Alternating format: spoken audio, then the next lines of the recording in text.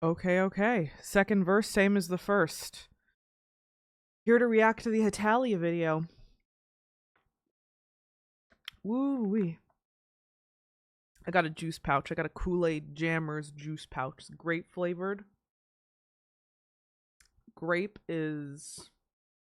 I don't like fake tasting grape, but whatever, I paid for the juice, I'm gonna drink it. I got the Hetalia video. I think this one's leaps and bounds better than the Voltron video. The last one, anyway. So I'm looking forward to digging into it a bit, especially since I think more so. So the Voltron video was very heavily research based. Yeah, it was a lot of like online rabbit holes and searching through forums and finding wikis and so on and so forth went into constructing that, because while I was familiar with the Netflix Voltron show, Go Lion was less familiar to me, but I was curious about it. So that was basically where that all came from. My own sense of curiosity. Where the Hetalia video was completely made out of a like love for and fascination with it that had already existed. So I was like leaps and bounds more knowledgeable about this than I was about anything having to do with Voltron. And as a result, this one kind of came in a bit more research light. And that was kind of my intention going into it, honestly, to just like the Voltron video was just such a behemoth, at least, you know, to me, having not really ever made any videos before. And I wanted something that I could basically just write out a whole essay and not really have to look through too many sources, you know, outside of going to a couple other fan made videos here and there, videos that I cite throughout. But this was supposed to be my easy citation light thing, and then due to other things that I added on top of it, especially me wanting to add all these original drawings in there, well, it ended up taking a lot longer than I thought it would. Not as long as this has-been video has been taking, ironically, but still, it took way longer than I really ever had any intention of it taking. As far as like actual just amount of effort, what like as far as just comparing the actual amount of effort that went into this one and the Go Lion one, I'll say they were about equal, give or like pretty equivalent at the end of the day. So yeah, though this one I did have to go through a little saga as far as like getting my hands on some good DVDs. uh I swear, the Hetalia video was when I started realizing actually just how difficult it is sometimes to even just find the media, to find a good copy of the media that you're reviewing in the first place. It forced me, like, I ended up just going the route of just getting DVDs with this one. As I already said, I got them all on eBay in a bundle that was pretty cheap. But this is certainly, well, it had me revisiting some old piracy channels that I had not for quite a while, at the very least, and that did kind of lead me to, as of recently, finally finding some decent copies of Ben 10, which is ostensibly next on the docket, but we'll see. The whims that my whims as a video creator have fluctuated wildly. I never say a project is actually going to be the next thing at this point until it's actually in the editing bay. But yeah. This one was interesting. It was an interesting experiment. I think it paid off. It got a lot more views in the Voltron video, so I'm very happy about that. I think it's sitting around 5.3K at the time, at like right now. So yeah, I don't know. I'm gonna play it. I'm gonna see what I can like say about it as we go forward, if there's anything I can clarify. Cause I don't know. So many thoughts went into this thing, and so many of those thoughts ended up on the cutting room floor in order to try and, like, you know, make a concise-ish video, I guess. I joke that this video isn't very concise, but like I you would be surprised, or maybe you wouldn't, just how much actual effort went into making this essay even somewhat coherent.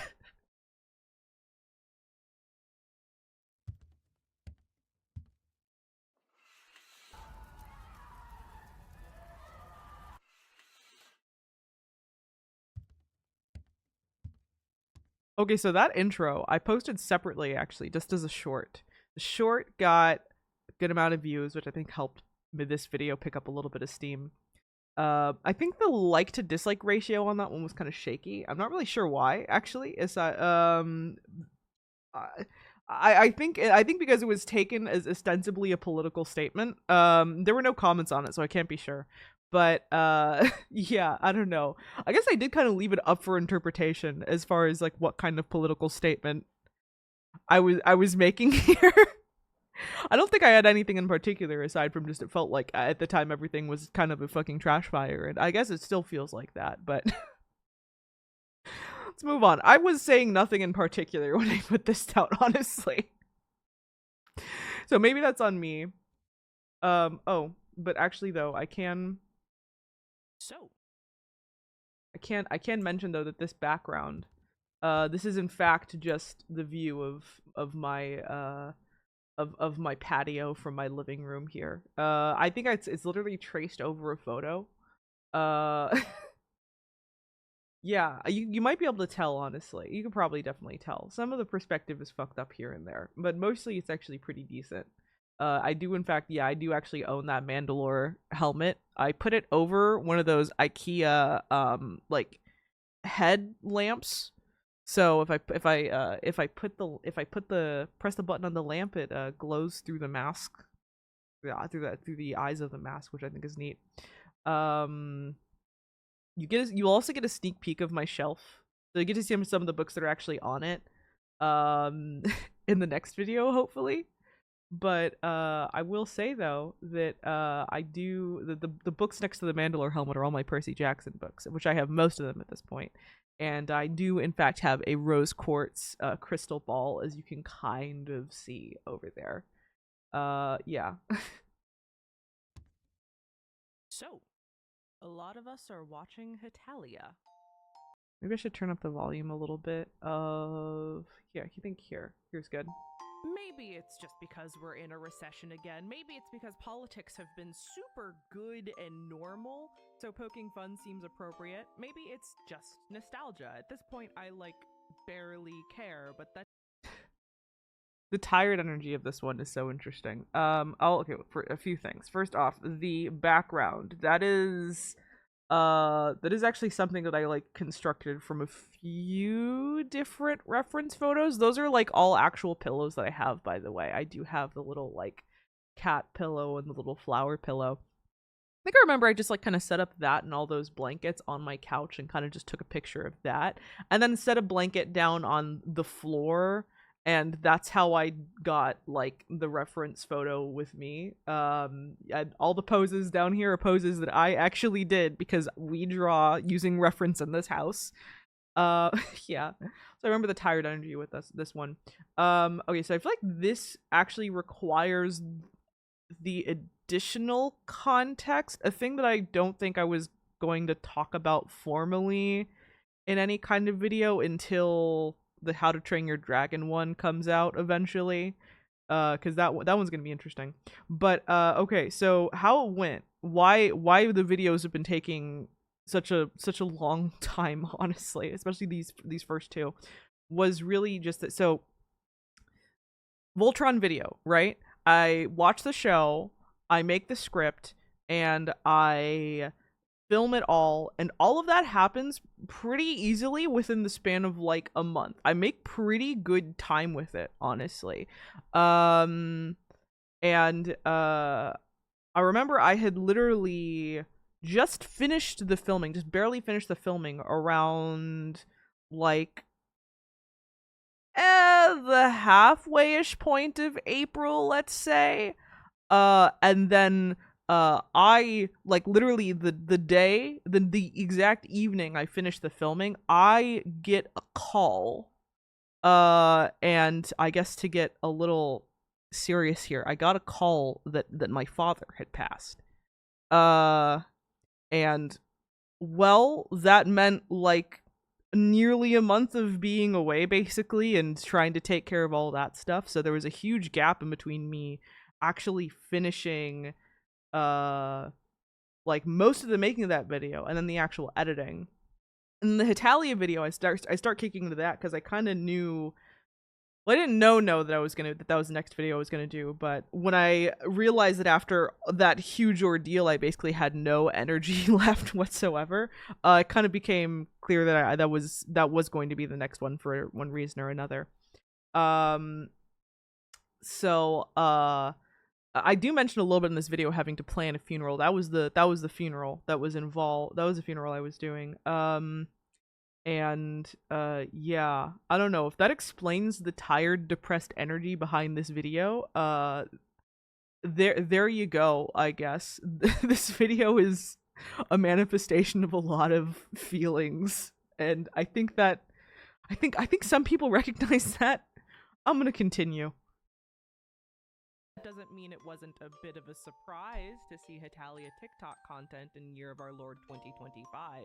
So while that next Voltron video is still cooking, I figured I'd make a little video about it. Something research light in which I could just yap about my own thoughts and feelings. Then my hand slipped like 8,000 times when I wrote a bloated mess about cringe culture, media literacy, problematic media, and more. What? Oh, you're thinking that I have, in the time since, done the same thing and pared down that mess of an essay into a more concise review? Well, newsflash, I still don't do straightforward reviews and never will, so sit down and buckle up. We're talking about Hetalia today. Probably. Hope you appreciate the, like, stupid doodles I did in the paper here.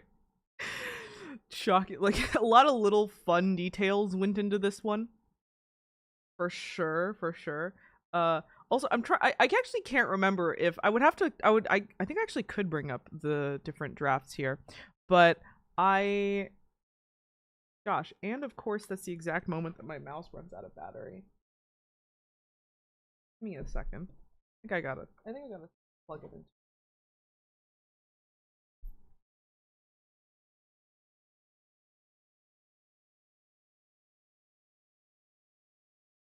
Let me just. Was already low on battery. I just forgot, honestly. Bad. Okay. Well, where even was I? A lot of cute, fun little details went into a lot of the design of this video. So yeah. But I would need to double check. I actually can't remember if this was one of those scripts that got longer or shorter post editing. I think this one got shorter. The Has Been one got longer, significantly longer after editing happened. Because I do in fact try to do more than one draft of my scripts. Okay. So nostalgia is like weird, right? I don't know about you, but when the depression demons hit me, I either tend to reach for media that reflects those depression demons right back at me, or I reach for something comfortable, you know? Something that reminds me of a time when I didn't have to think about the state of the world or hold any political opinions aside from the ones my parents told me to. I'm nostalgic for Hetalia, certainly, but until really recently, it couldn't be counted amongst shows and movies that I turned on to experience the warm fuzzies. That was for two reasons. First of all, I just assumed it didn't hold up. Simple as that. Why watch Hetalia when I can instead turn on Full Metal Alchemist, a much better show that I first saw at around the same age. Secondly, and more importantly though, unlike Full Metal Alchemist, I remember actually being involved in Hetalia's fandom as a tween, and already that's a yikes for me, brother.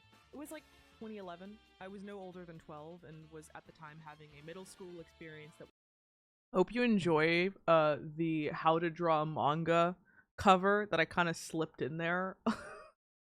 I know, like I said, this has a lot of little details in it. It was probably not the worst, but also really not the best. See, I was a baby queer and half black to boot, attending a Christian school in an already way too conservative pocket of California.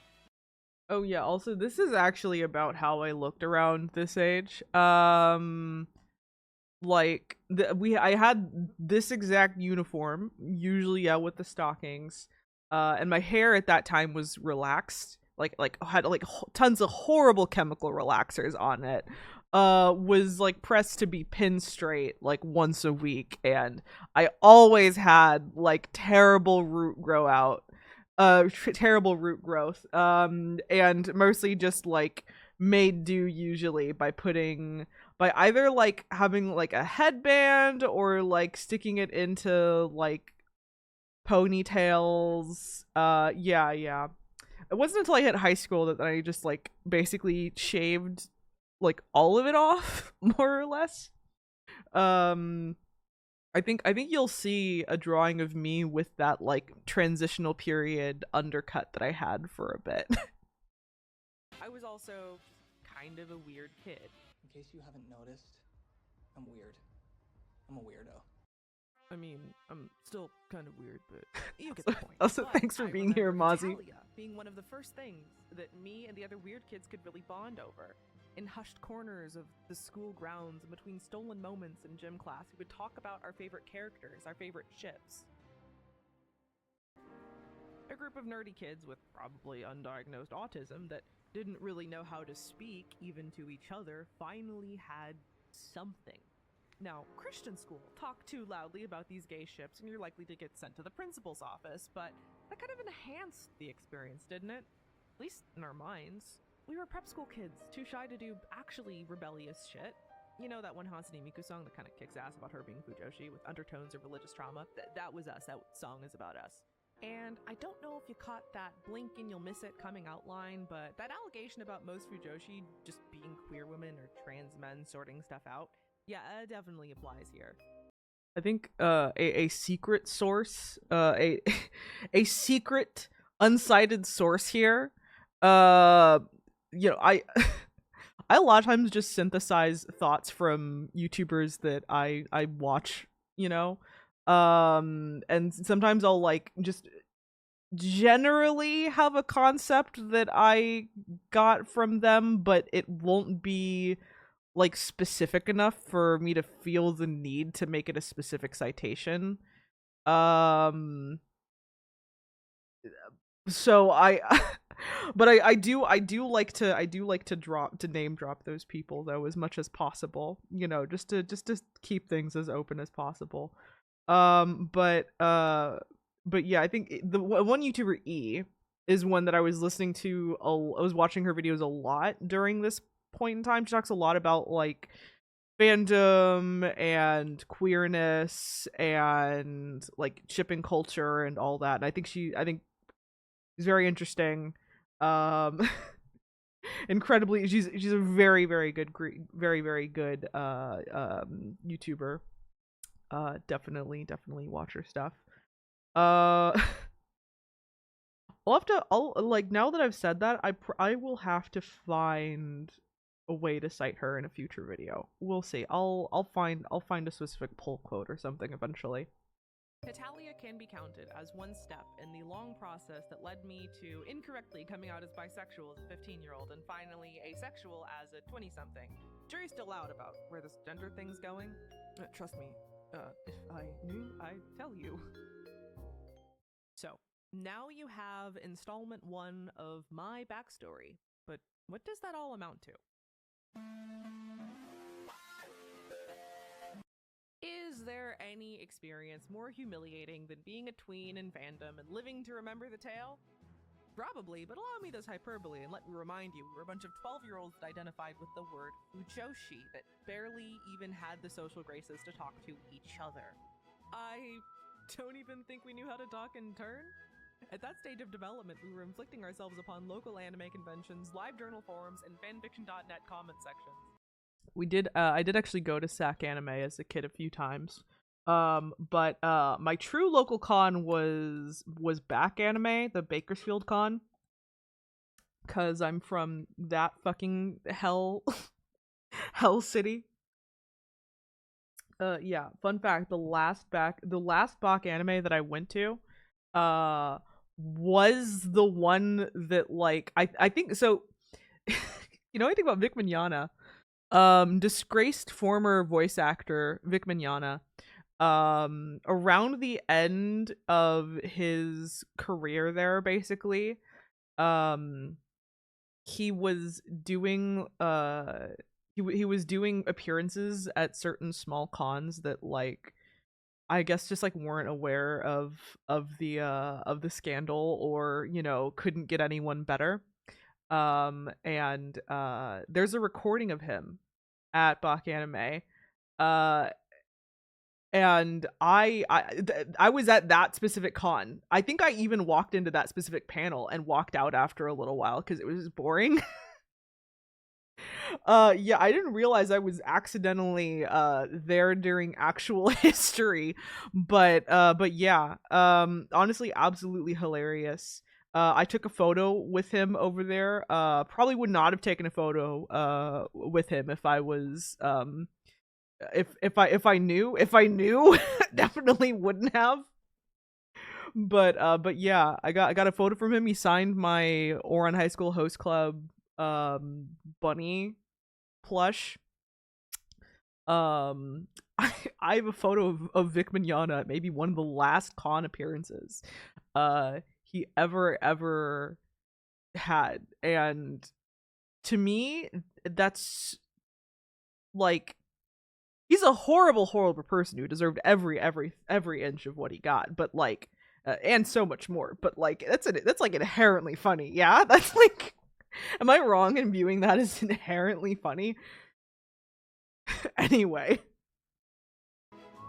I can, off the top of my head, recall at least 3 things I did at that age that make me want to smack young me upside the head.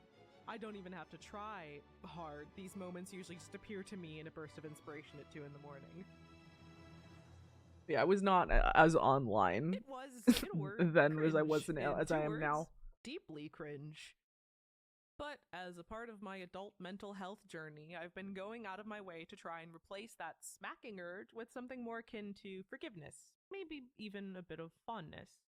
I find myself at times even getting a bit defensive of the little gal who was doing her best and finding her little ounce of happiness in a situation that I've honestly probably undersold just how traumatic it was in a lot of ways.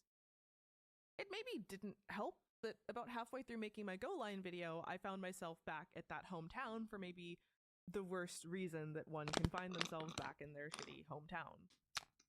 I had to plan a funeral, and for some reason, between all the emails, all the mountains of cash that had to be raised and spent, all the calls and visits and wrangling of family members, I found myself taking an hour or so at the end of each. Oh yeah, and again, it was pretty fresh when I wrote this video, but I have like a more deep exploration of all that that'll probably be in the How to Train Your Dragon video.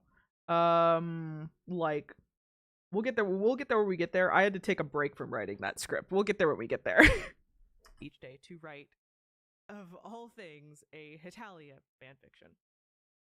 Which, okay, yeah, if we're I don't mention what the details of the fic here, so you're gonna get the exclusive right over here, because it's like deeply cringe. Yeah. Imagine me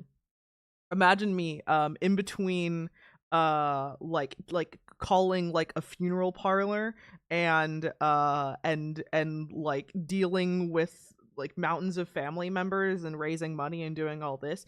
I am then also on my mom's computer on OneNote writing out a like historically grounded like World War II era Prussia Mpreg fic. I'm not even fucking joking. This is where my brain was at the time. What can I say? What can I say? Tragedy and comedy are ever interlinked. I am now distant enough from the situation that I can find inherent humor in all of this. Luck has seen the outlines. He likes them, I think. I won't discuss it. The fanfiction, not the funeral, but you know what? We don't know each other well enough for me to discuss the funeral yet. Anyway, at this point, I'm not even sure I'm going to publish it. I'm not even sure why Hetalia specifically came to mind, but I did decide to finally rewatch it upon getting back home. Weird thing is, I think I enjoyed myself. But yeah, oh yeah, also probably, I don't know. I feel like if that comes super out of left field with like the whole like Prussia Empire, I think so many things went into that. So many like fractured psychological elements went into that just like somehow that seemed like the thing to do. Um Keep in mind, one, my father, uh a German man, um and I was also dealing with my mother, who ever since that has maybe been like slightly less than stable. um a lot of weird feelings I think were happening around thoughts of motherhood and fatherhood. And so I think that's where that came from. That's where that came from. All very weird. All very weird. Maybe that was too personal. I don't know. We're going to move on. But that's the best reason why I think I can offer. About 4 pages into the script, it has occurred to me that some people watching this may not even know what Hetalia is. I'm 25, basically a dinosaur by internet standards, and this show came out when I was young. About as young as anyone can be in a fandom space. There's a good chance that some watching may have zero clue what I've been on about, and may have just taken this as a weird self-therapy session. First of all, how dare you call me out like that? Hetalia, aka Hetalia Access Powers. Yeah, if you're wholly unfamiliar, that title may have been a bit of a flashbang. Stay with me. Sometimes shortened to APH, is an anime based on a webcomic turned manga of the same name created by one Hidekazu Maruya. The title, Hetalia, is a Japanese pun, combining the word useless, hetere, with the Japanese pronunciation of Italy, Italia. This series answers the age-old question of what if countries were people? And what if those people kissed? That's genuinely it. There's no deep lore, no overarching plot. It's mostly just back-to-back gags. It is adapted from a gag manga after all. Despite Italy being the title character, he's not exactly the main character, with the show having a pretty massive ensemble cast by the end. Each character is a caricature of the people of that nation, with a sort of everyone's a little bit racist approach to equal opportunity stereotyping. I say we hit Italy first because they can't drive and are usually drunk. Don't worry, it's largely harmless and mostly aimed at Western European countries. England can't cook, Germany is uptight, America eats too many hamburgers, that kind of stuff. There are maybe 1 or 2 running jokes that go too far, in my opinion, and they will be addressed later. But as far as the anime is concerned, you have to be trying pretty hard to be offended by that aspect of it. Each episode is less than 5 minutes long, and if you skip the theme song each time, you could probably watch the whole thing in the time it takes you to watch Avengers Endgame. Despite mostly taking place during World War II, it has a breezy tone, episodes often being made up of multiple smaller segments that make it feel more like scrolling through TikTok than watching an anime.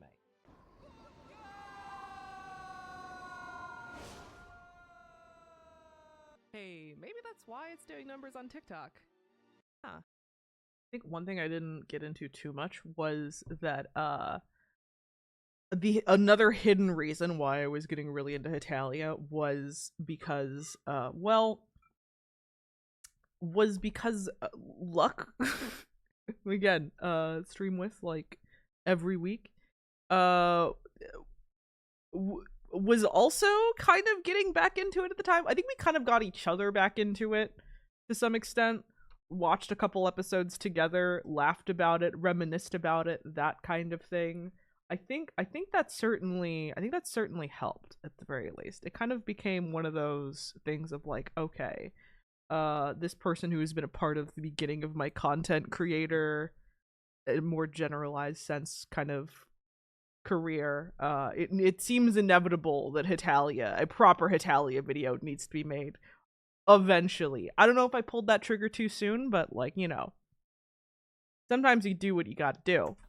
It's funny, it's flirty, the boys are pretty, and pay close attention and you might even learn a thing or two. It's most people's opinion, and mine, that this thing shouldn't be seen as anything approaching educational, but it does throw in historical facts now and again through on-screen text. That isn't translated anymore in most modern copies, thanks Crunchyroll. Crunchyroll seems to be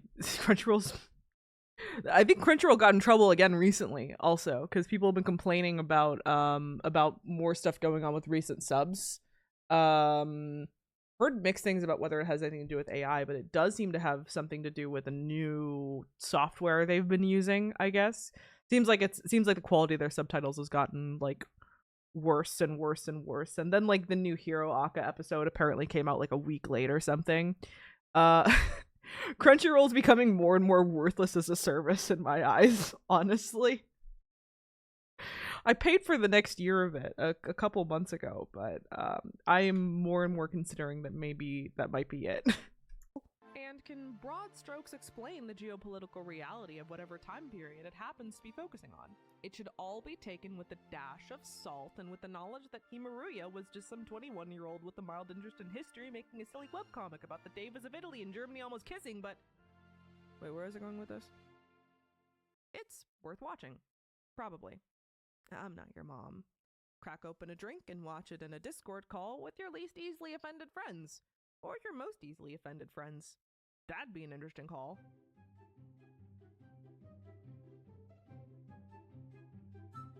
Luck. I think I was gonna record something of me doing like the SpongeBob, like one anime later, and then I just forgot. You know, I think I just forgot. Sometimes it'd be like that. Who I stream with like once a week playing Kingdom Hearts these days, helps me edit these scripts, and he told me to add more calls to action. So I think that's a layer. I think that's a layering error. Happens. What can I say? This is the part where I ask you to put a timestamped comment telling me what you thought of the show, however much you got through anyway. I tend to have success when showing Hetalia. The U is funny. I try and avoid using the word you in a lot of my scripts. I think that it can come across as too accusatory a lot of the times, and it can be like a little weird. I don't know. I'm trying to remember my exact rationale for why I try and avoid using it. I think I just mostly do it because like a well-placed you can have a lot of impact and it can be very engaging for the person listening. But a poorly used you just kind of, or an overused you just kind of makes it feel, I don't know, inappropriately conversational almost at times. And like I think a good video essay should be somewhat conversational, but I think you can push it a little too far. I don't know. This has all been mostly worth nothing. I just think I just as a rule avoid using you in essays, and I think more people should try and use it sparingly if they can. To new people, but my friends tend to be Like one of the first things that I edit out, especially in academic stuff. A bit interested in what a non-freak might think of this thing, and not in a I sure hope these libs get triggered kind of way. I view being liberal as a competition, and we're winning. I said liberal, I meant leftist. I always thought of that for a while. Bothered me. I made that little error. I meant leftist. Rather because in recent years I've become a bit fascinated with the ways in which we interact with media nowadays, especially media that we don't like. Now, going off script here, this is actually something that happened during the recording of the script, but the Lilo and Stitch movie came out, and I've noticed a lot of people throwing very pointed criticisms at the plot while also openly admitting that they haven't actually seen the movie. And, you know, don't go see the movie. It doesn't deserve your money. Disney does not deserve your money. But why are you criticizing the plot of a film you haven't seen? It just seems like common sense to me. I don't know. That was another one that I released as a separate short as well. And that one got some views from what I understand. That's something that I've been trying to really drive home as of late. A new thesis statement surfacing, I suppose. Maybe I'll make a video more specifically about that. Not about the Lilo and Stitch movie, but just about this idea that like I think the way social media is right now, or the way it's headed, I think a lot of people feel this need to a lot of people feel this need to like respond to and interact with literally every new piece of media that like comes out, period. Especially if it's like popular, right? It becomes a thing where it's like if you don't talk about something new coming out, then you seem like weird depending on the type of website you're on.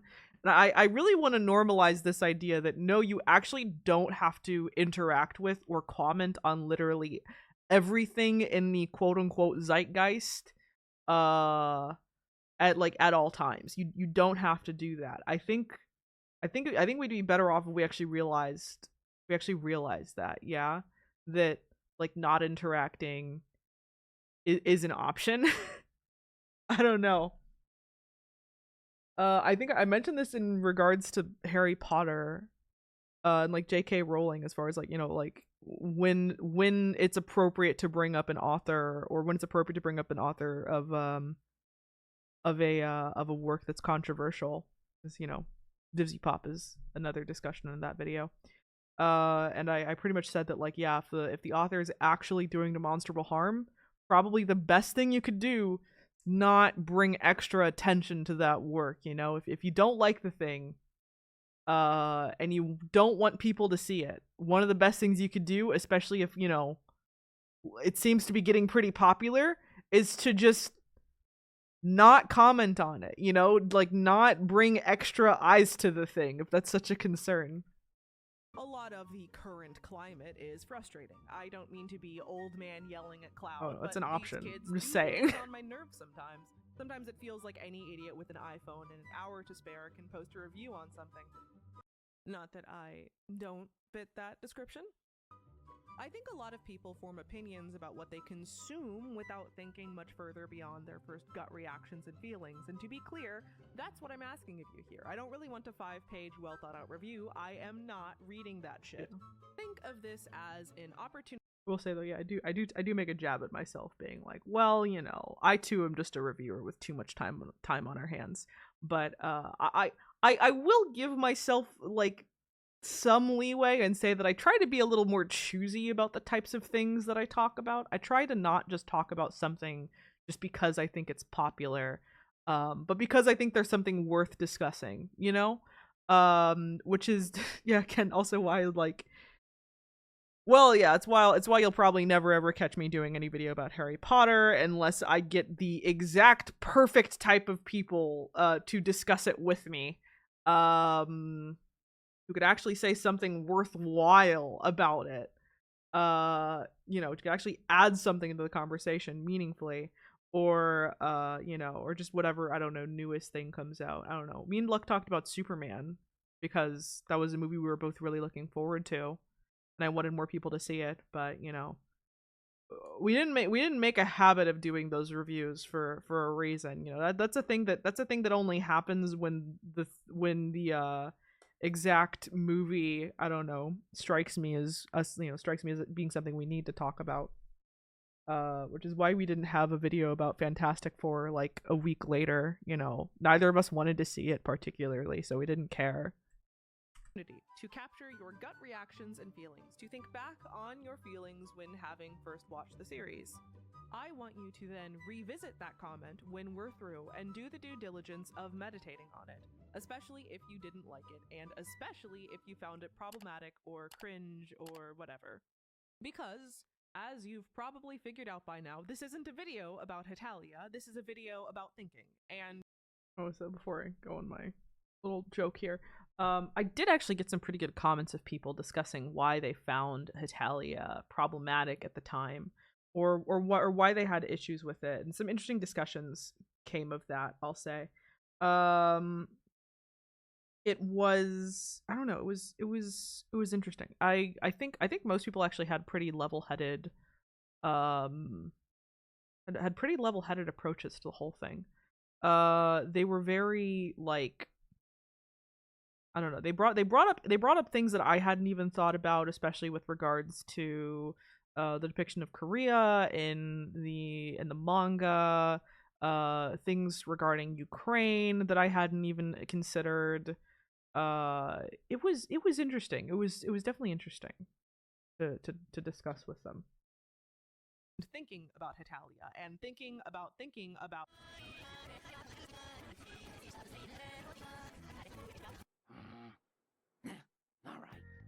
journey that brought me here actually started with Has Been Hotel, a show that I artistically fuck with in a lot of ways, even as I have mixed feelings about its execution. I had criticisms of the show, but largely found those criticisms going unvoiced in online spaces in favor of kind of shallow arguments that typically come in two flavors. They either didn't vibe with the aesthetics, found the art grating, thought the swearing was excessive, etc., or they had moralistic arguments, feeling it was corrupting the youth, thought the swearing was excessive, etc. Why do so many people seem to have a problem with swearing? Whatever. That essay will come one day. Either when Soon, hopefully next week, actually. 1,000 subs, whichever comes first. I got impatient. I wrote it already. I wrote it. It's nearly done. Expanding on the arguments I'm attempting to make here. At one point during development, though, I found myself trying to imagine the type of person that may fall into one or both of those earlier mentioned camps. Imagine that a person like that probably wouldn't like Hetalia for at least related reasons. However, believe it or not, it's not very intellectually satisfying to dunk on an invented straw man.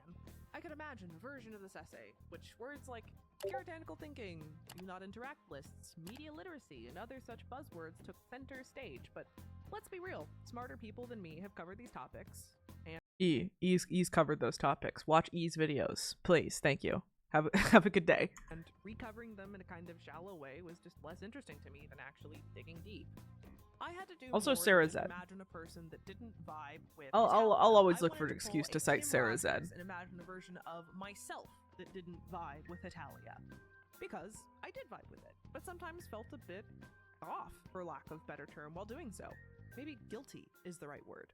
There was this point, after I had gotten through all of the episodes that I had seen as a kid, where I kind of sat with myself and thought, hey, is Hetalia problematic? And more importantly, does that mean anything? Like, am I allowed to enjoy Hetalia? The TLDR answers are yes, kind of, and yes, but arriving to those answers wasn't exactly quick and painless. Everyone's asking. I think so. So the idea that you were allowed to just, enjoy what problematic media you enjoy is something that to me feels very intuitive. Honestly, I will kind of pull back the farce and say that no, this was not ever a question that I was seriously considering the answer to. But it was one that I did like.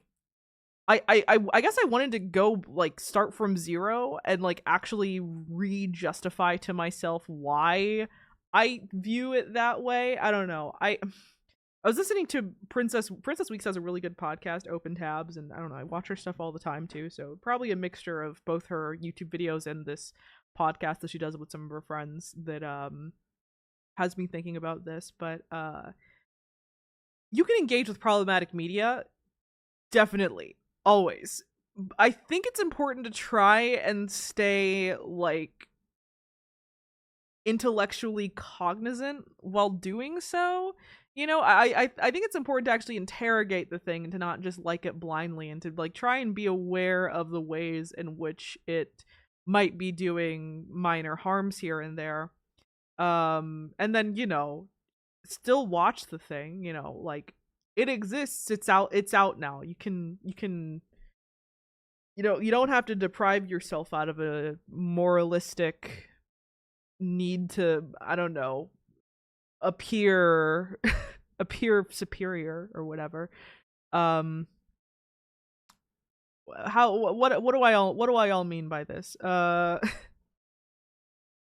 God, this is why I shouldn't do these reacts on Saturdays. I'm always so fucking tired by the time Saturdays come around. Anyway, just wanted to start from zero with that concept, just trying to, I don't know, justify it to myself while also knowing full well that yeah, I don't think anything's gonna stop me from just enjoying the things I like. I just also, want to think about those things seriously, and I guess that's the approach that makes me happiest personally. What is Hetalia? No one's asking how is Hetalia. That's it, that's the joke. I've recommended Hetalia to you already. It was a formative show for me. I think it's cute and inventive. It's funny, snappy. The English dub has no shortage of quotable moments with dialogue that would feel at home in an abridged series. Also finding this outfit that I'm pretty sure I got my pajamas on. I think I actually had sweatpants on, and then I just drew myself in shorts because I thought it looked nicer. I have like a dressing robe that looks about like that. Though I added the Santa trim for like a pop of, you know, for a pop of something else.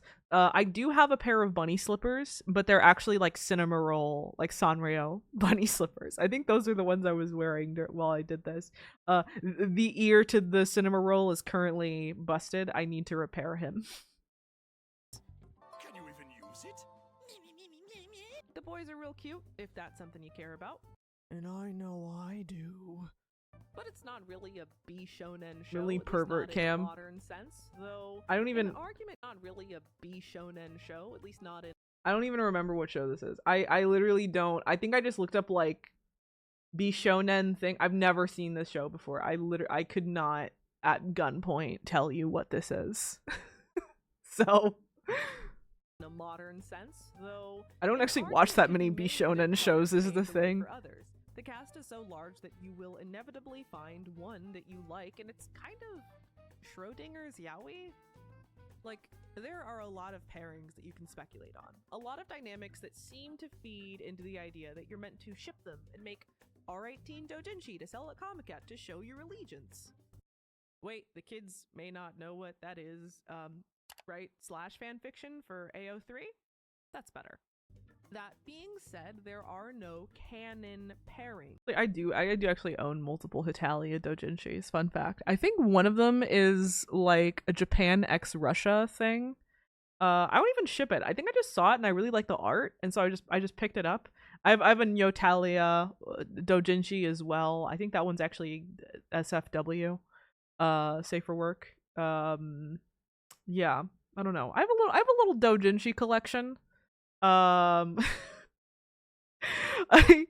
one that you're probably never gonna see. Let's be real. I don't need y'all to have.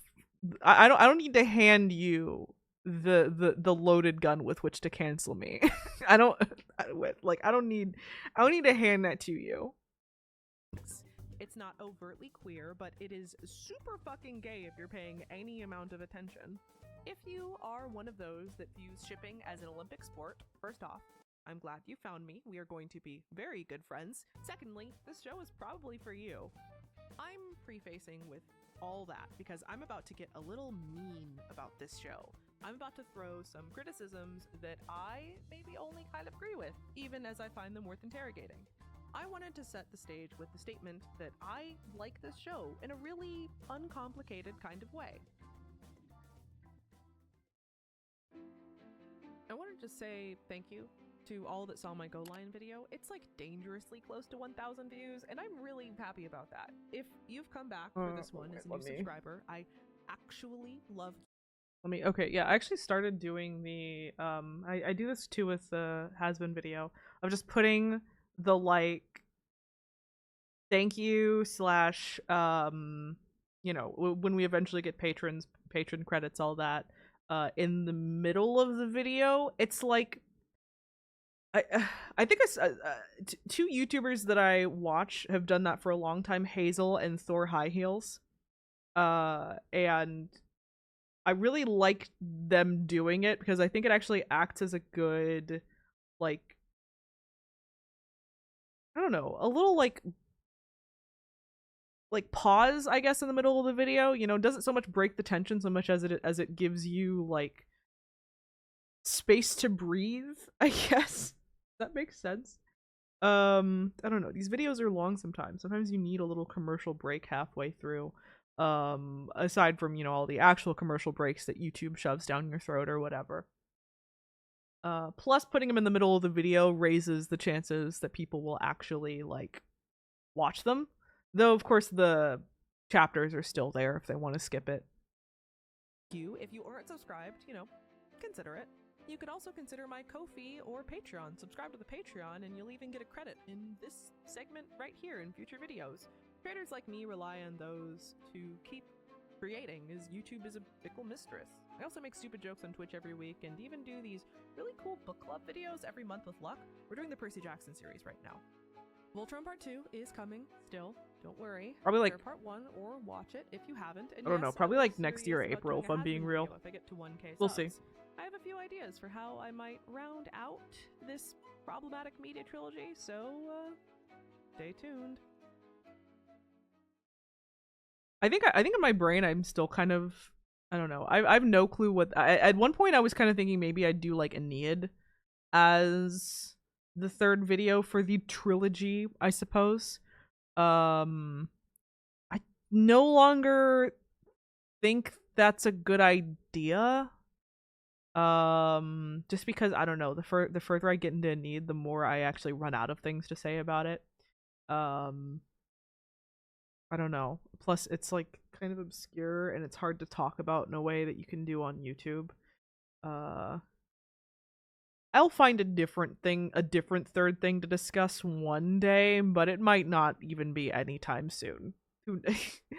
Who's to say that a trilogy has to be one after the other, you know? If I take like 2 years and then finally get around to it, then yeah, it's fine.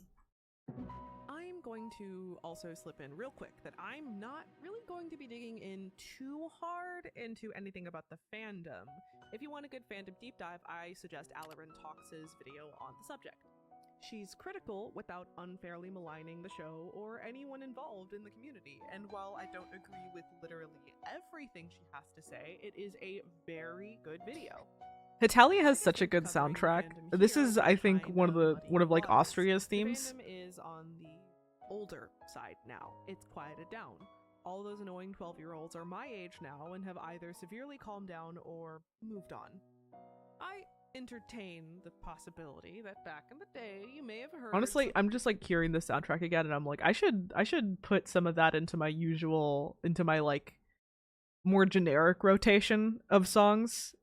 I think I still have the soundtrack on my PC somewhere. I should put it into my general rotation, at least a few here and there. Maybe not every single song, you know.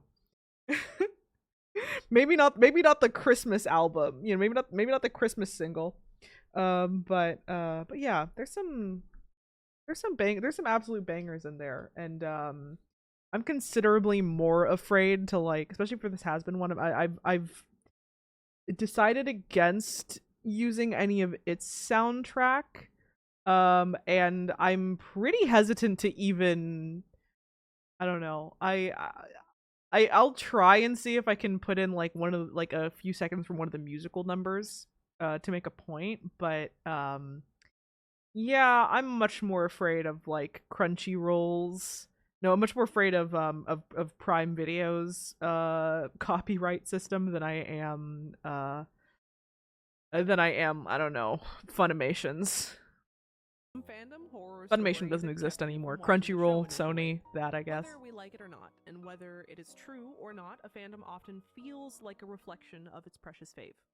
If you believe a fandom to be mostly full of annoying, lowest common denominator idiots, then you will assume the show to be lowest common denominator slop. If you believe a show's fans happen to align with a certain political party thanks to a cosplay scandal from the time that may have changed the policies of many cons across the country, then you may assume that either the show is pro that party at worst, or that there is something within it that is permissive of the party at best. Neither. I'm glad I had an excuse to sneak in that Elon Musk gif. Some people, I don't know, doesn't like X like try, like, won't they like delete posts if you like try and post that gif or something? They've straight up tried to suppress it, and I'm so glad that they failed, and I'm glad that I did my part to make sure it got propagated. Of those points hold up, of course, but they are understandable as gut reactions. Any fandom, once it gets large enough, will gain a certain level of bad actors. It's simple math. See, if we assume like 1% of people are kind of shitty and get a room of 100,000 people, then that's 1,000 really shitty people that are probably being the loudest, most annoying in the room. Those 1% should not be considered representative of everyone, however, and would probably be acting that way regardless of why they were here or even regardless of them being here at all. Hetalia was one of those fandoms that was large enough. It was huge. I anecdotally remember some voice actors at a con talking about how happy they were that Hetalia DVD sales had exceeded Avatars, the Blue People one, on Amazon for a time, and you could hardly throw a bucket. Don't remember what con that was. Couldn't begin to guess, but I do remember that discussion. Heard a lot of random weird things at cons that have made me wish that I actually bothered to take more videos of panels that I watch. Without hitting Won't an be the last time, American player probably. or 12 at said con. It shouldn't be a surprise then that since the fandom has shrunk and grown older, those problems have not been a problem. It's almost as if the show was never really like that, and that there's nothing about it that's in conflict with perfectly normal progressive values. Well, I mean, I wouldn't go that far. Yeah, he's kind of a sadist, actually. He's an intense super kind of sadist with a lot of hardcore books and DVDs. You can't guess what I've seen living with him. Huh, weird. My not a Nazi apologist t-shirt sure seems to be raising a lot of questions already answered by my shirt. I feel like I should address them, because to my memory, the nationalist allegations went a bit further than one or two cosplayers acting a fool. Before Hajime Isayama became something of a poster child for Japanese nationalist mangaka, Hidekazu Himuriya was. According to some people, anyway. Himuriya is a very private person. We don't even have a photo of him. The photo that appears when you Google his name is actually composer Satoru Kosaki. I couldn't tell you a single political belief that Himuriya holds, good or bad. Unlike Isayama, who mostly got this reputation through reporting on his social media presence, Himuriya really seems to be judged as this through his work alone. Considering the bombastic military propaganda of Attack on Titan, I think. Oh yeah, and I'm glad no one took it this way, but I will actually clarify. I'm not like I'm not here to say that not here to say that Kirayama is like a bad person or a Nazi or whatever. I've no clue, honestly. He seems like kind of a weird guy, I guess. But yeah, I've no strong opinion about him whatsoever. It's easy Yeah. to look at Just, the two I think kind of shows, interesting say to they look have at the nothing in common with each other, and just difference of assume discourse that there. the people who made that argument are reaching, and they are, but it is worth explaining where they're coming from. So, let's talk about the Axis powers: Japan, Germany, and Italy. When people say that Himuriya is a nationalist or has nationalist tendencies, the depiction of Japan is usually what they're criticizing. Again, a lot of jokes in Hetalia rely on stereotype. The characters and characterization tend to be really loud and in your face, but Japan seems to be an exception to both of these rules. He's subdued, quiet, the voice of reason.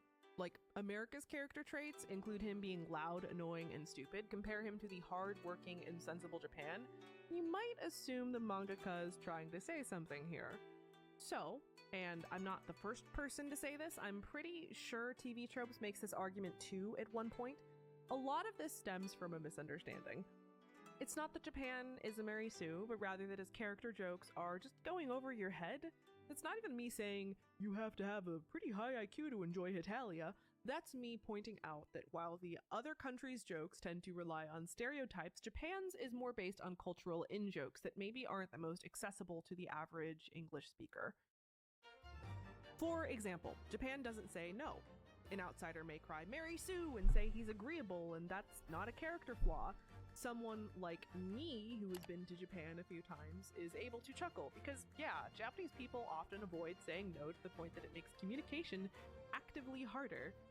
Japanese teachers will coach their English-speaking students to learn how to understand when a Japanese person means no, and there are multiple stories out there from Japanese people and foreigners alike about how much of a pain that tendency can be in the business world. It's not that Japan is perfect, it's rather that he's a version of his culture that's written by an insider, and may I remind you, with other insiders in mind. Some anime studios nowadays do consider the foreign market, but a 21-year-old webcomic artist from 2006 absolutely would not have. There's an argument to be made that his youth created a kind of bias, that he probably should have been a bit more equal opportunity and allowed his own home country to be the butt of the joke now and again. the American English dub team certainly took a lot of pot shots in America during the localization process. I guess being bloodthirsty kinda gets distracting. And by that I mean bringing democracy to the rest of the world. And yeah, I think I basically agree with that. I just find it a bit ridiculous that some take that to mean Himaruya is denying Japanese war crimes. Yeah, I mean, I think I just said it as well as anything. Anything else I can add to that, or did that just like sum it up completely? I don't know. I think it is interesting. I think that is a conversation that could be had. The idea that like, okay, let's actually just talk about what it kind of means that he was a bit softer on his own country compared to others. And I don't know. I think that's just one of those things you just kind of get naturally just due to bias. You know, I don't know, a smarter, more mature writer might be able to take more pot shots, but you know, for example, I think a few weeks ago I was seeing some like storyboards, some voice acted storyboards some people were doing of like a Hetalia continuation. It was clearly an American team because they were very America centric shorts that I saw, all one after another, very focused on like the current American political situation. And yeah, it's like, yeah, even if you're kind of trying to come at it with a bit of a critical lens, I think it's just kind of inevitable that you're going to be a little nicer about your home country. And it's then your responsibility as a writer to, you know, like try and be a little equal opportunity about it if that's the name of the game. Anyway, I think it's easy too, especially as an insider, to maybe have like blind spots about certain stereotypes or whatever. You know, to want to just speak to the inside or into the inside jokes and all that. I don't know. Let's continue. Is making Germany, like circa 1940s Germany at Vichy with a crush on Italy, problematic? Wait, I'll be honest, I don't have an answer for you with this one. It's irreverent, sure, like in the same way that one movie about Hitler coming back to life in modern day and being mistaken for an absurdist comedian is irreverent, but maybe with a little less politically aware comedy. I don't know. It's just one of those things in which you're either able to get over it, or you have a reaction so visceral you just can't. I can't control your reaction. I don't blame you for your reaction. I just want you to not take the wrong lesson from it, I think. The lesson that I remember a lot of people taking back in the day, though the same mistake seems to be getting repeated nowadays. This is another little, I don't know, add this to the pile of thesis statements, general thesis statements of this channel, which is that it's generally my opinion that a lot of opinions, generally my opinion that most people's thoughts about media, most of their criticisms, you know, the things they bring to the table are all based pretty thoroughly in emotion, and that people are much less logical than we assume, just on average.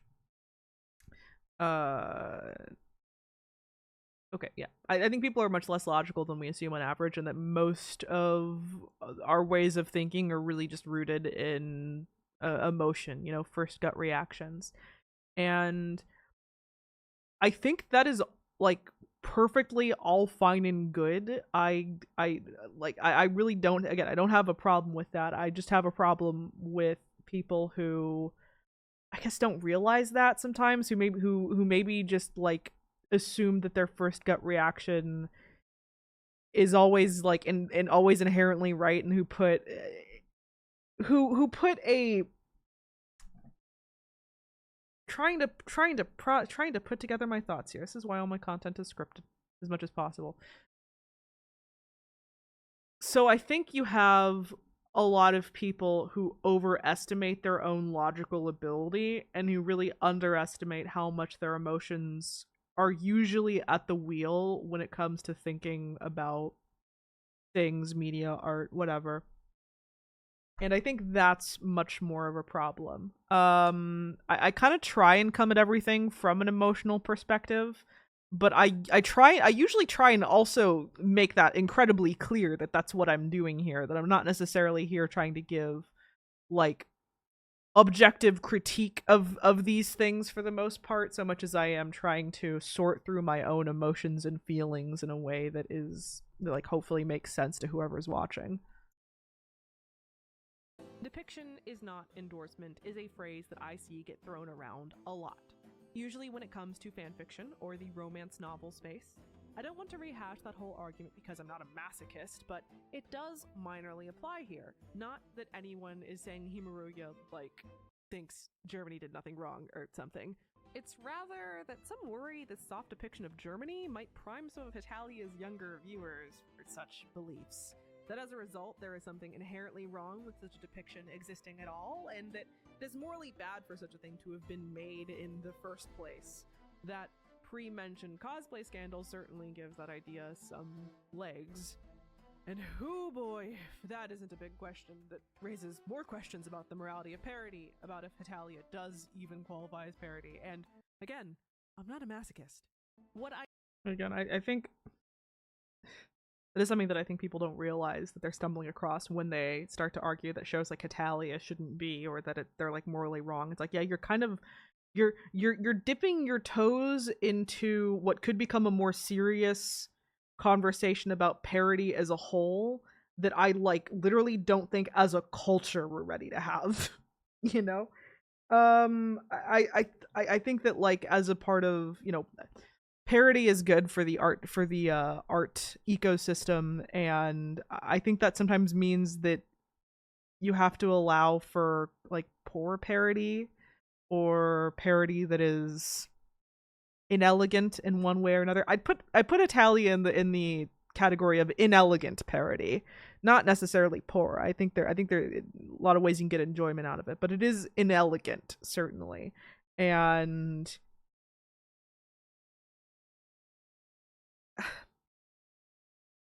I guess it's like the same. It's like a reflection of the same argument that I use with people who say that like rap music or like rock and roll or like whatever new music the kids are listening to isn't music. And it's like, well, just because there's music that you perceive as bad, that doesn't make it like not music, and that shouldn't mean that it like has no right to exist. Of course, I think rap music and rock and roll and all that are actually quite good, but you know, it's something you can, I don't know, say to your grandma or whatever. Just because you don't like it doesn't mean it should not exist, you know. Music is music, and your taste does not define the category. I am is someone that believes in the personal responsibility of viewers. Is Hetalia's Germany problematic? Probably, but is engaging with or promoting the work irresponsible? Only if you do so irresponsibly.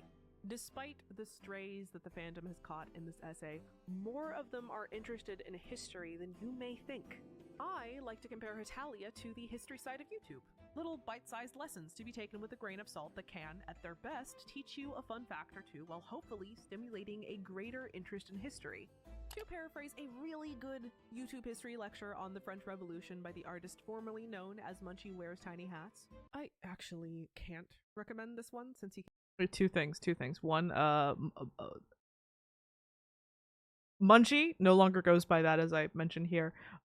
Disavowed like all of his old videos last I heard. Like every single one of them, including that one. So I guess put that in there. I think it's a good video, honestly. I just don't it's he uses the N-word like a lot, like very liberally. And this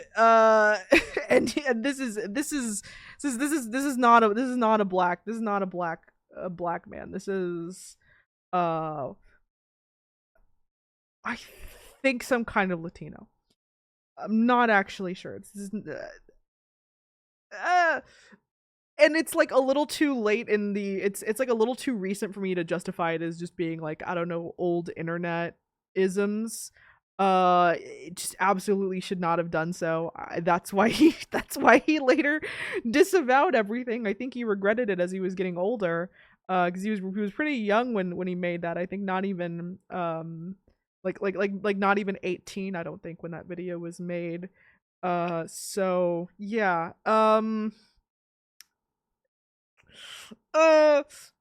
Yeah, it's one of those things. Like I think it's a good video. But I can't stand by even like an ounce of the content really. But like I don't know. Throw that part out of it, and I think it's an interesting, like, well paced, energetic history lesson generally. I just wish I just wish that the creator made some better choices there. Can get a little slur happy. Again, I don't endorse every word of every creator I cite. Videos like that can act as a good appetizer, a jumping off point at which you can go forth and I don't dip know. in I did think he historical had something knowledge. interesting Now, here to you say. can I sit there did cite him, assuming so I felt nostalgia like I videos had will to do that at least since they're mention for dumb it. kids, or you can actually open up AO3 and be immediately proven wrong. Historical Hetalia may be one of my favorite things to come out of fandom since ever, basically. A good amount of Hetalia fanfiction is not unlike fic. Oh yeah. So so especially as I've been going into Has Been and some other future videos, I feature a lot of fan art in this video, and I have mixed feelings about putting fan art in YouTube videos in general. I did so here to make a point. And I did so without seeking prior permission. I will be open about that. I do like link and credit them as thoroughly and as frequently as possible. So there is that. I put the credit here, put the credit at the beginning, at the end of the video, and I think I can even just double check that I have all the I have all of their socials linked in the description. So plenty of opportunities to go follow them, go give them a like, all that.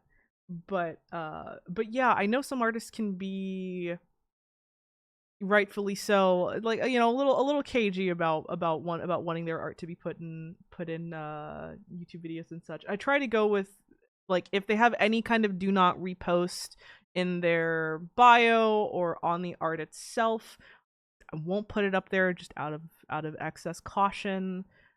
In the future, I would like to reach out to more of these artists before doing this, but yeah.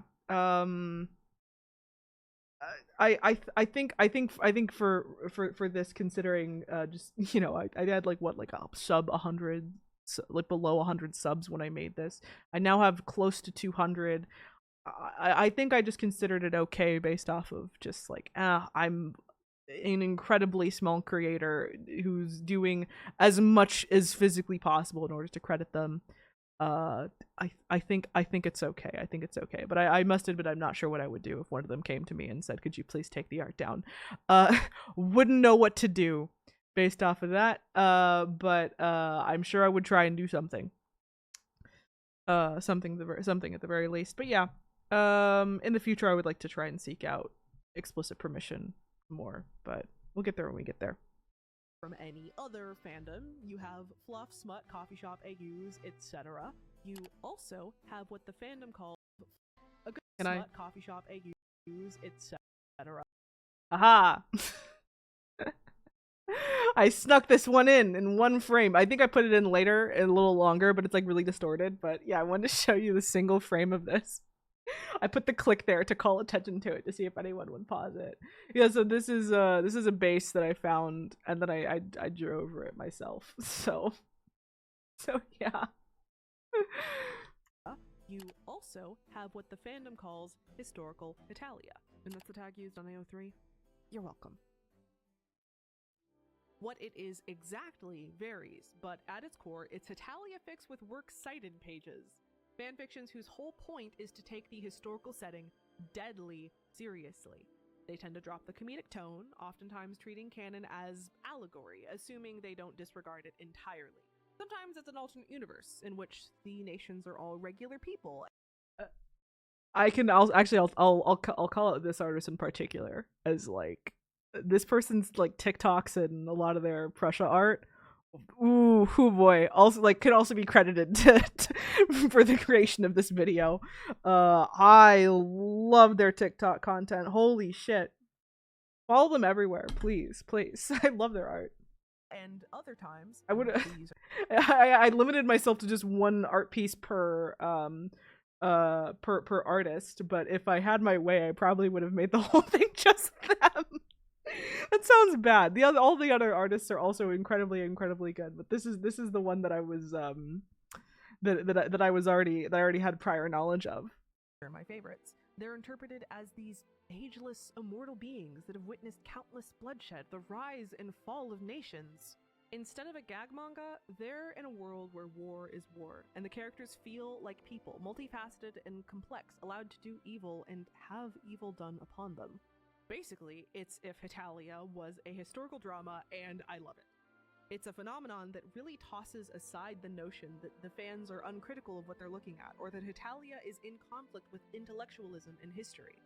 Pretending otherwise insults the intelligence of us former 12-year-olds that liked it, while giving unfair weight to bad actors that were chastised into submission over a decade ago now.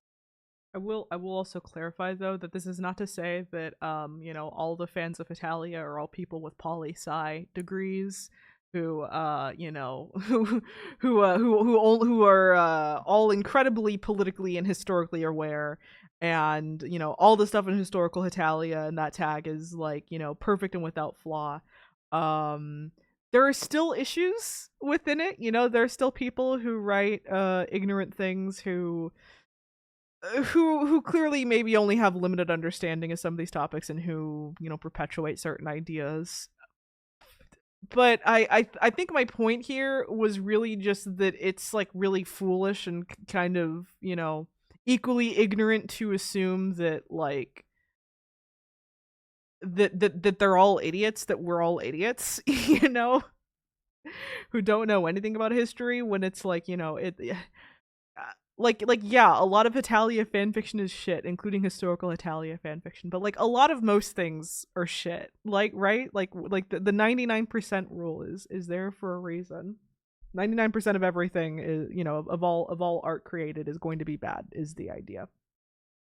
So you know, saying that like all of Hetalia fanfiction and all the people engaging with it have to all be perfectly knowledgeable, and it all has to be amazing 10 out of 10 works of fiction in order for it to be justified, is like, it's real dumb. It's real fucking dumb, and it's not a standard that any other anime or any other piece of media or fandom is held to. The character of Germany is messy, but it's hardly the end of the world, especially when fans are not only willing to acknowledge it, but explore it in a way that enriches them. Always tastes so good. It'd be heaven for a dog. Yeah, that's Germany.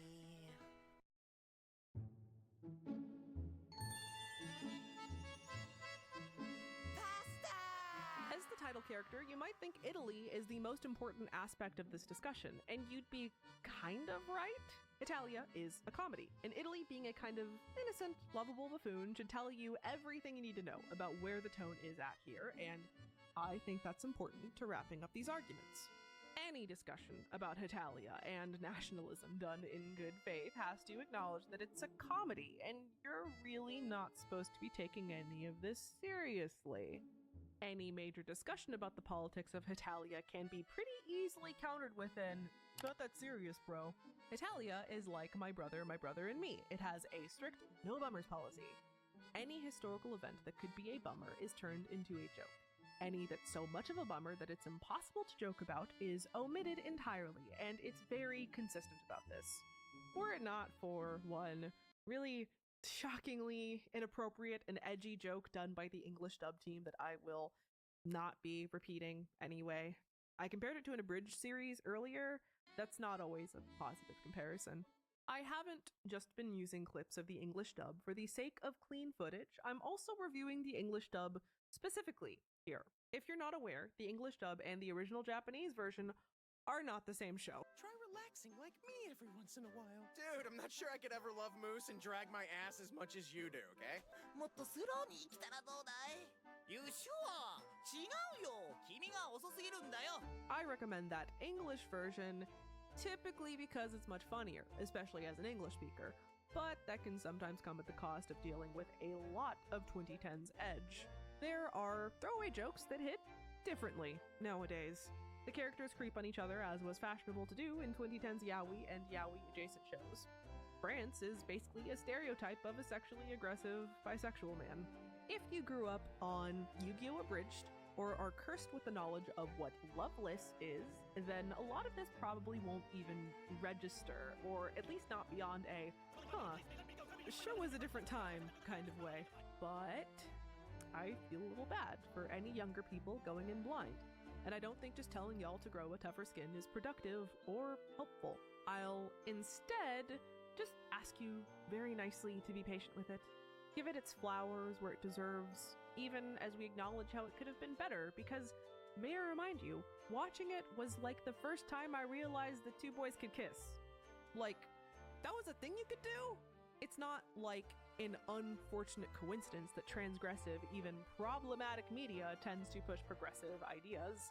If you, as an artist, want to push the boundaries in one way, you're probably more amenable to pushing it in others than the average Joe Schmo, even if that pushing goes on the boundaries of acceptability. Think about how South Park, for example, was legitimately important to gay representation on American television, or the Rocky Horror Picture Show's importance to queer representation in film. I know that times have changed, but there is, in fact, a reason as to why people above a certain age get really mad at people below a certain age that are so gung-ho about getting rid of all problematic media. And I think, in light of a potentially looming Project 2025, this shit's more important than ever. You are not making the modern media landscape more hospitable. You are spitting on your queer foremothers. Oh, this section was about... Oof. Anything else I can add to that? I think that was also pretty concise, pretty, I don't know, pretty good, yeah? I think, as I've chewed on it more, I'm now less and less convinced that it's an issue of, like, some people just not knowing their queer history. I think some of these people are aware of queer history. They are aware of some of these oldies, from Rocky Horror to South Park to Pink Flamingos, whatever, you know, whatever may have you. I think they're aware of them. I think they just kind of, I think more people just view it as like, well, we've evolved past that. They kind of view it from that perspective, and you know, for one reason or another, they don't view some of this stuff as being all that worth revisiting. And I think now in retrospect, I wish that I had, like, confronted that idea specifically, that, like, you know, not just that it exists, but that it is in fact actively worth revisiting, even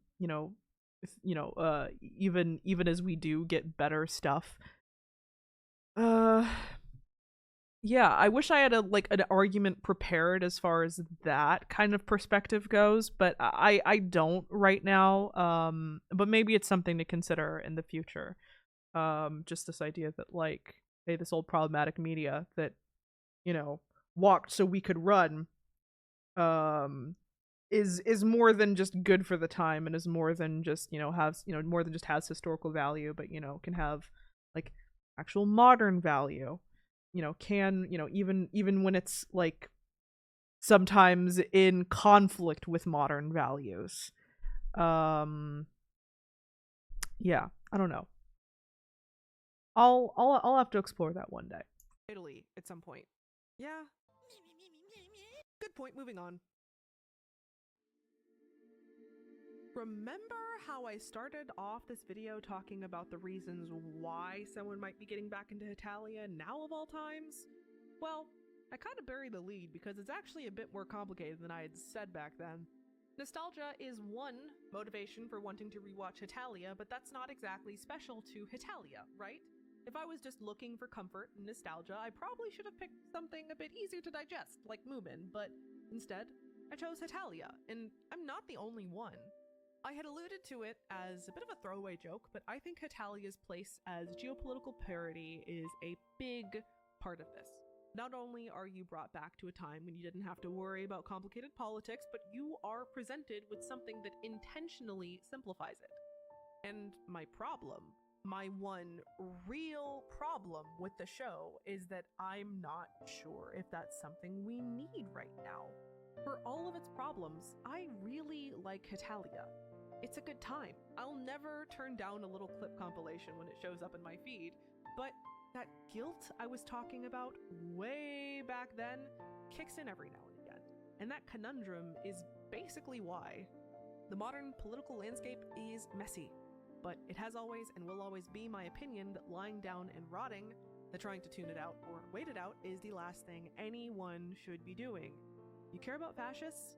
They're here. Go out and do something about it.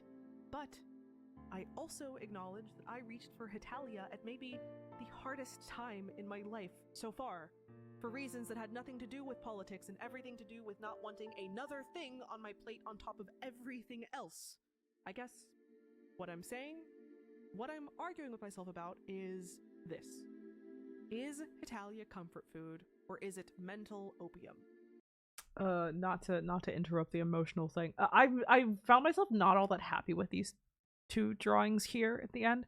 These are like one of the last ones that I did before like actually we're actually wrapping up that whole portion of the video making process, and I was pretty tired by the time I got around to them. I think it kind of shows. I would have given them a second pass if I if I thought about it harder. Is it here to be comforting, or did I just reach for it to numb the pain of my modern existence? And again, I don't know. What I do know is that comfort food can clog your arteries if you eat too much, and painkillers can be medically necessary if the situation is dire enough. Maybe it doesn't matter.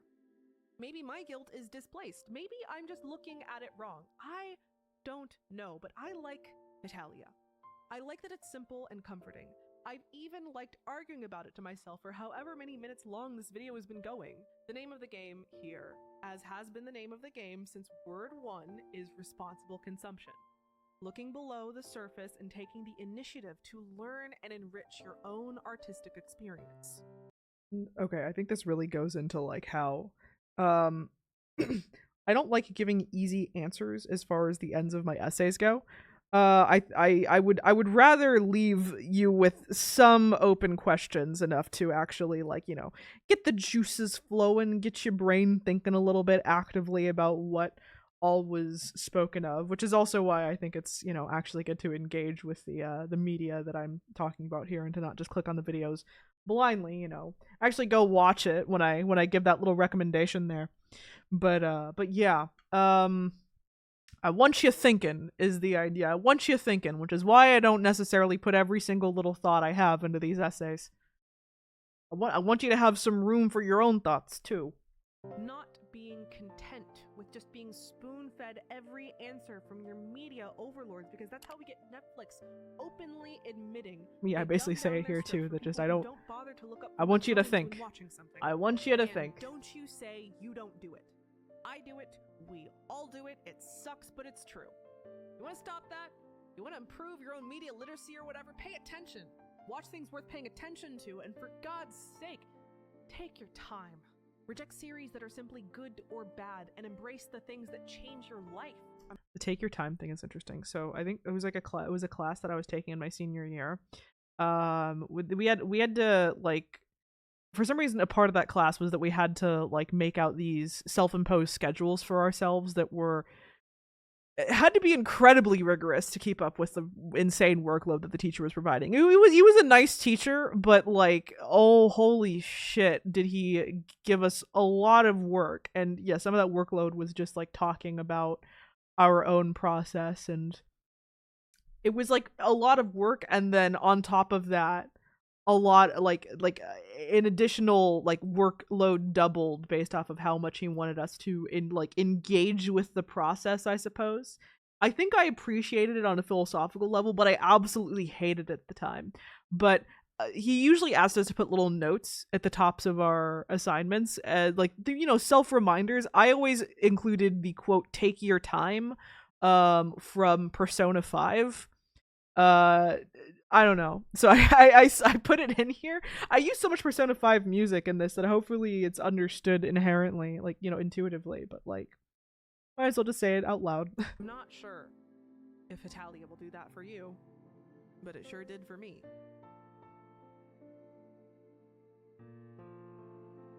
Anyway, there's the music, all the music, all the fan artists,